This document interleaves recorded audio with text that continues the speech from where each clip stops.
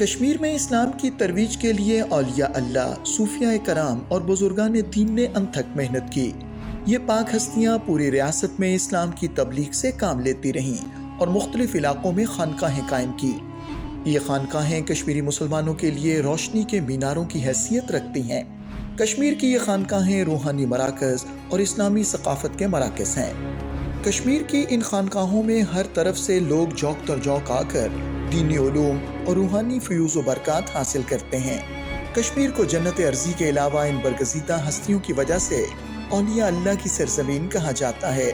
کشمیر کی ان خانقاہوں میں درگاہ چرار شریف کو ایک اہم اور منفرد مقام حاصل ہے۔ سری نگر سے جنوب مغرب میں 35 کلومیٹر کے فاصلے پر واقع یہ تاریخی درگاہ مشہور صوفی بزرگ نور الدین ولی کی آخری آرام گاہ ہے۔ شیخ نور الدین ولی 779 ہجری میں مقبوضہ جموں و کشمیر کے علاقے اسلام آباد میں پیدا ہوئے۔ وہ چرار شریف کے مقام پر عبادت، ریاضت اور واعظ و تبلیغ میں مصروف رہتے تھے۔ شیخ نور الدین ولی نے اسلام کی تبلیغ کے لیے پورے کشمیر کا سفر کیا۔ انہوں نے اپنی شاعری کے ذریعے فلسفی کا بہترین کام سر انجام دیا۔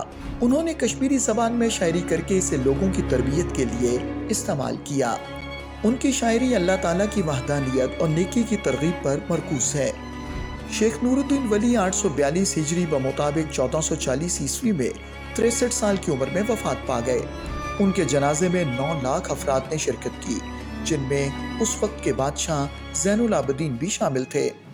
مقبوضہ جموں و کشمیر میں قابض بھارتی فورسز نے جہاں دیگر دینی مراکز کو نشانہ بنا کر ان کا تقدس پامال کیا ہے، وہیں شیخ نور الدین ولی جیسے عظیم المرتبت بزرگ کی درگاہ بھی بھارت کے شیطانی اور اسلام دشمن عزائم سے محفوظ نہیں رہی۔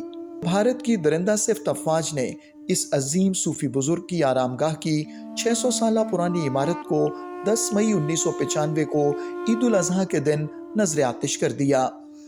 قابض بھارتی فوج نے اس درندگی کے دوران گولہ باری اور بارود چھڑک کر ہزاروں رہائشی مکانات، دکانوں اور دیگر تعمیرات کو بھی خاکستر کر دیا۔ لوگوں کے پاس جو کچھ بھی تھا، ان کے گھر جلے، ان کے اثاثے جلے، سب کچھ ختم ہو گیا۔ لیکن اگر اسی تک محدود رہا ہوتا کہ مالی نقصان ہوا، مکانات جل گئے، اثاثے جل گئے، تو یہ چھوٹی سی بات تھی۔ لیکن ہماری جو چرار شریف کی 600 سال پرانی تاریخ تھی، تو ہماری تاریخ مٹ گئی، ہماری تاریخ مٹ گئی۔ اور میرے پاس کتابوں کا ایسا، پرانی کتابوں کا ایسا ذخیرہ تھا جو شاید کشمیر میں کہیں نہیں ملتا۔ تو اس رات میں وہ ختم ہو گیا، سب کچھ ختم ہو گیا۔ چرار شریف کی اس ہولناک آگ نے نہ صرف بھارت کے سیکولرزم کو بے نقاب کر دیا، بلکہ اس کی مسلم دشمنی بھی کھل کر سامنے آ گئی۔